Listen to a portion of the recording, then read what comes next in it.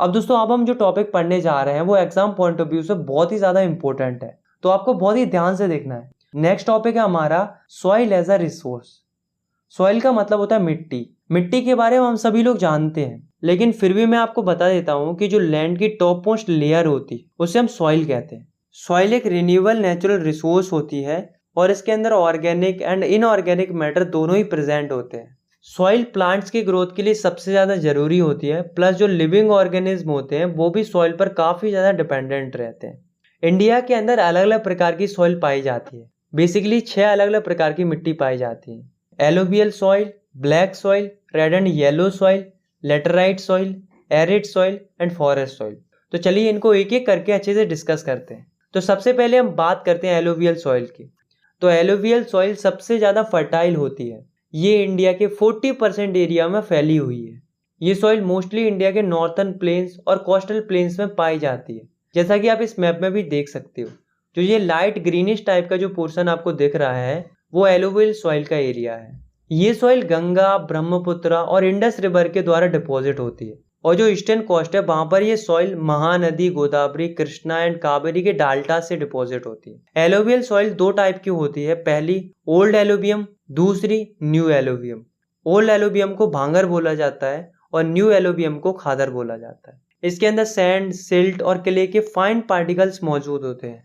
Alluvial soil के अंदर काफी अच्छी मात्रा में पोटास, फॉस्फोरिक एसिड और लाइम पाया जाता है। ये मिट्टी काफी अच्छी होती है वीट, पैडी, शुगर केन जैसी फसलों को उगाने के लिए। नेक्स्ट है ब्लैक सॉइल। तो ब्लैक सॉइल को हम रेगर सॉइल भी कहते हैं। ये सॉइल कॉटन उगाने के लिए काफी अच्छी होती है, इसलिए इसको कॉटन सॉइल भी कहते हैं। ये सॉइल इग्नीशियस रॉक के टूटने से बनती है। ये mostly plateau of Maharashtra, Saurashtra, Malwa, Madhya Pradesh and Chhattisgarh वाले रीजन में पाई जाती है। जैसा कि आप इस मैप में भी देख सकते हो, इसमें जो ब्लैकिश टाइप का जो एरिया है वो ब्लैक सॉइल का एरिया है। ब्लैक सॉइल काफी लंबे समय तक मॉइस्चर को होल्ड करके रख सकती है। इसमें काफी अच्छी मात्रा में calcium carbonate, potassium, magnesium and lime present रहता है। नेक्स्ट है रेड एंड येलो सॉइल। तो ये सॉइल रेड इसलिए दिखती है क्योंकि इसमें आयरन प्रेजेंट होता है, और जब ये सॉइल हाइड्रेटेड फॉर्म में होती है तब ये येलो दिखती है। रेड सॉइल क्रिस्टलाइन इग्नीशियस रॉक से बनती है जहां पर कम रेनफॉल होती है। ये soil Odisha, Chhattisgarh, southern and eastern part of Deccan प्लेटू के कुछ हिस्सों में पाई जाती है। जैसा कि आप इस मैप में भी देख सकते हो, ये जो रेडिश टाइप का एरिया जो आपको दिख रहा है वो रेड एंड येलो सॉइल का एरिया है। नेक्स्ट है लेटराइट सॉइल। तो लेटराइट सॉइल हाई रेनफॉल और हाई टेम्परेचर वाली जगहों पर पाई जाती है। ये सॉइल लेस फर्टाइल रहती है क्योंकि इसकी जो टॉप मोस्ट लेयर होती है वो लीचिंग की वजह से बह जाती है। इस सॉइल के अंदर बहुत ही कम ह्यूमस कंटेंट रहता है। ये सॉइल हमें Kerala, Karnataka, Tamil Nadu, Madhya Pradesh and hilly areas of Orissa and Assam में देखने को मिलती है। जैसा कि आप इस मैप में भी देख सकते हो, जिसमें आपको जो क्रीमी कलर टाइप का जो एरिया आपको दिख रहा है वो लेटराइट सॉइल का एरिया है। इस सॉइल में टी, कॉफी, कैशोनट इनकी फसल उगाई जा सकती है। नेक्स्ट है एरिड सॉइल। तो एरिड सॉइल ऐसी एरियाज में मिलती है जो एरिड होता है, मतलब जहां पर बहुत कम बरसात होती है। इस सॉइल का जो कलर होता है वो रेड टू ब्राउन होता है। ये सॉइल नेचर में थोड़ी रेतीली होती है और थोड़ी नमकीन होती है, यानी कि सैलाइन होती है। इस सॉइल में ह्यूमस और मॉइस्चर कंटेंट कम रहता है। इस सॉइल की लोअर लेयर में कंकड़ होते हैं क्योंकि जब नीचे जाते हैं तब कैल्शियम कंटेंट बढ़ने लगता है। ये सॉइल मोस्टली राजस्थान में देखने को मिलती है, जैसा कि आप इस मैप में भी देख सकते हो। जो ये येलोइश टाइप का पोर्शन आपको दिख रहा है वो एरिड सॉइल का एरिया है। इस सॉइल में भी हम क्रॉप्स उगा सकते हैं प्रॉपर इरिगेशन और मैन्यूर एंड फर्टिलाइजर्स का इस्तेमाल करके। लास्ट है फॉरेस्ट सॉइल। इसे माउंटेन सॉइल भी बोला जाता है। ये सॉइल हिली एंड माउंटेनियस एरियाज में पाई जाती है जहाँ पर सफिशिएंट रेन फॉरेस्ट अवेलेबल रहते हैं। ये soil Himalayan region, western and eastern Ghat and some part of peninsular India में पाई जाती है। जैसा कि आप इस मैप में भी देख सकते हो, जो ये ग्रीन कलर का एरिया आपको दिख रहा है वो फॉरेस्ट सॉइल का एरिया है। ये सॉइल वैली साइड में लोमी एंड सिल्की होती है और अपर स्लोप्स में कोरस होती है। इस सॉइल में ह्यूमस बहुत होता है, पर इसमें पोटास, फॉस्फोरस एंड लाइम बहुत ही कम मात्रा में पाया जाता है।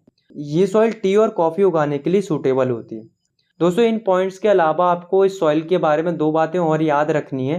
पहली कि जब पहाड़ों पर बर्फ गिरती है तो ये जो सॉइल है वो कम फर्टाइल होने लगती है और एसिडिक हो जाती है। दूसरी, ये जो सॉइल है वो माउंटेन्स के अपर स्लोप्स पर कम फर्टाइल रहती है, वहीं नीचे की साइड ये सॉइल ज़्यादा फर्टाइल रहती है, क्योंकि जब बारिश होती है तब सॉइल के जो फर्टाइल एलिमेंट होते हैं वो नीचे बहकर आ जाते हैं। नेक्स्ट टॉपिक है हमारा soil erosion and soil conservation.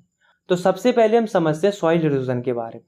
तो सॉइल इरोजन का मतलब होता है कि जब सॉइल की टॉप मोस्ट लेयर हट जाती है तेज हवा या तेज वाटर फ्लो की वजह से, तो उसे हम सॉइल इरोजन कहते हैं। तो हम सॉइल इरोजन को सिंपली इस तरीके से लिख सकते हैं, the removal of top most fertile layer of soil is called soil erosion. आया समझ? दोस्तों, सॉइल इरोजन की वजह से हमारी जो सॉइल है वो अपनी फर्टिलिटी लूज करने लगती है, जिसकी वजह से जो हमारी सॉइल होती है वो खराब हो जाती है। इस टॉपिक में हम 3 तरह के सॉइल इरोजन्स के बारे में पढ़ेंगे, जिसमें से पहला है गलीज। तो गलीज क्या होती हैं कि जब तेज पानी की वजह से एक कैनल टाइप का क्रिएट हो जाता है सॉइल के ऊपर, जिस वजह से जो फर्टाइल एलिमेंट होते हैं वो उसमें से बह जाते हैं, जैसा कि आप इस पिक्चर में भी देख सकते हो। ये गली इरोजन होता है, और जब ये गलीज चंबल वाले रीजन में होती हैं तब इन्हें रवाइंस बोला जाता है।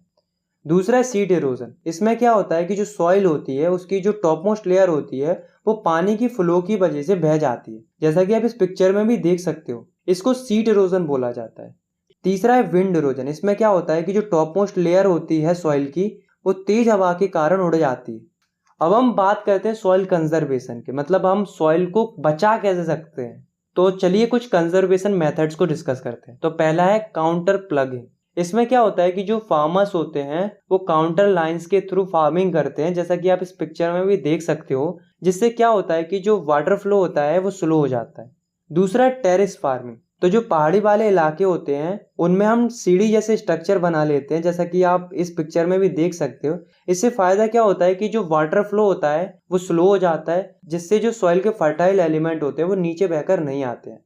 तीसरा है स्ट्रिप क्रॉपिंग। इसमें हम खेती इस तरीके से करते हैं कि हम बीच बीच में कुछ जगह छोड़ देते हैं जिसमें हम बड़ी बड़ी घास लगा देते हैं, जिससे क्या होता है कि हवा का फोर्स कम हो जाता है।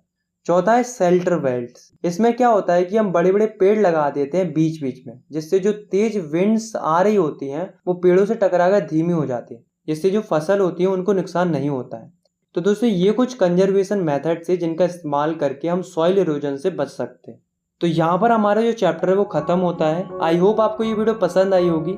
अगर आपको ये वीडियो पसंद आई तो आप इस वीडियो को लाइक कर सकते हो, और चाहो तो आप इस चैनल को सब्सक्राइब भी कर सकते हो। मिलते हैं नेक्स्ट वीडियो में, तब तक के लिए टेक केयर, बाय बाय।